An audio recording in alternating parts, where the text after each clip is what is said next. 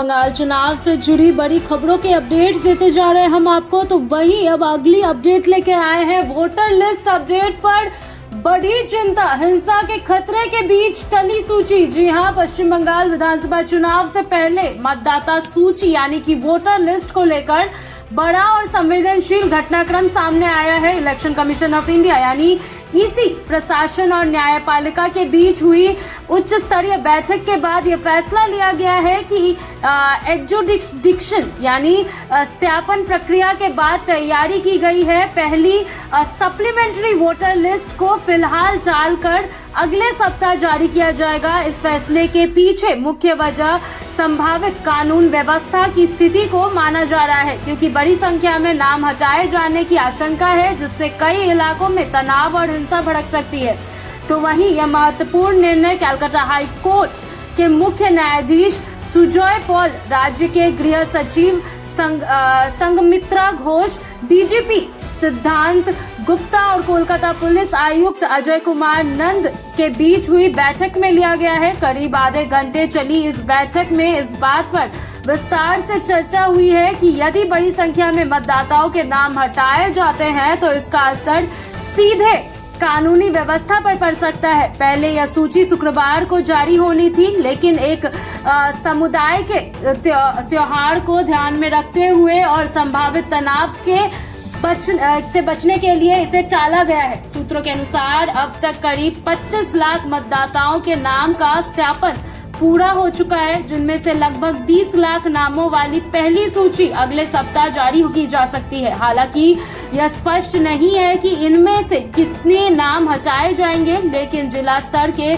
सूत्रों का दावा है कि लॉजिस्टिक डिस्क्रिपेंसी यानी कि प्राकृतिक विसंगति वाले करीब 40% मामलों में नाम खारिज किए जा सकते हैं। यही कारण है कि प्रशासन और अदालत दोनों संभावित विवाद और विरोध को लेकर सतर्क है। 28 फरवरी को चुनाव आयोग ने 6.44 करोड़ मतदाताओं की प्रारंभिक अंतिम सूची जारी की थी, जिसमें 60.06 लाख मतदाता ऐसे थे जिनका नामों पर संदेह या विसंगति थी और जिन्हें एडजुडिकेशन के लिए भेजा गया था। वर्तमान में 705 न्यायिक अधिकारी इस प्रक्रिया में लगे हुए हैं और हर दिन करीब 1.5 से 2 लाख मामलों का निपटारा किया जा रहा है। आयोग को उम्मीद है कि चुनाव से पहले सभी मामलों का निपटारा कर लिया जाएगा। तो वहीं चुनाव प्रक्रिया के अनुसार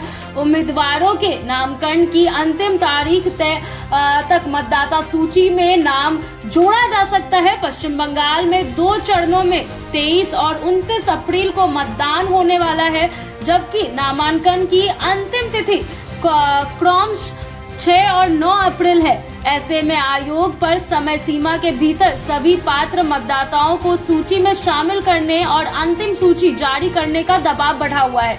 इसी बीच चुनाव आयोग ने यह भी सुनिश्चित करने के लिए कदम उठाया है कि कोई भी अधिकारी चुनाव प्रक्रिया को प्रभावित न कर सके। इसी कड़ी में 5 जिलाधिकारियों अरविंद मीना दक्षिण 24 परगना से, रानी आयशा पूर्व बर्धमान से, सियाद एन बांकुड़ा से, प्रति गोयल मालदा से और शाम परवीन जलपाईगुड़ी से को उनके पदों से हटाकर तमिलनाडु में जर्नल और ऑब्जर्वर के रूप में भेज दिया गया है। चुनाव आयोग को आशंका थी कि यह अधिकारी चुनाव प्रक्रिया में हस्तक्षेप कर सकते हैं, खासकर तब जब राज्य सरकार ने संकेत दिया था कि चुनाव के बाद उन्हें फिर से उनके पुराने पदों पर बहाल कर दिया जा सकता है। इसके अलावा पंचायत सचिव पी उल्लंघनाथ को भी तमिलनाडु भेजा गया है, ताकि वे राज्य में रहकर किसी भी तरह से चुनाव प्रक्रिया को प्रभावित न कर सके। यह कदम चुनाव आयोग की उस रणनीति का हिस्सा है जिसके तहत वह चुनाव को पूरी तरह निष्पक्ष, पारदर्शी और विवाद मुक्त बना सकता है। कुल मिलाकर पश्चिम बंगाल में वोटर लिस्ट को लेकर चल रही यह प्रक्रिया बेहद संवेदनशील है और अहम मोड़ पर ला चुकी है। एक और जहां चुनाव आयोग समय पर और सही मतदाता सूची जारी करने की कोशिश कर रहा है, तो वहीं दूसरी ओर कानूनी व्यवस्था बनाए रखना भी एक बड़ी चुनौती बन गया है। आने वाले दिनों में यह मुद्दा चुनावी राजनीति के केंद्र में रह सकता है, क्योंकि मतदाता सूची में बदलाव सीधे चुनाव परिणामों को प्रभावित कर सकता है।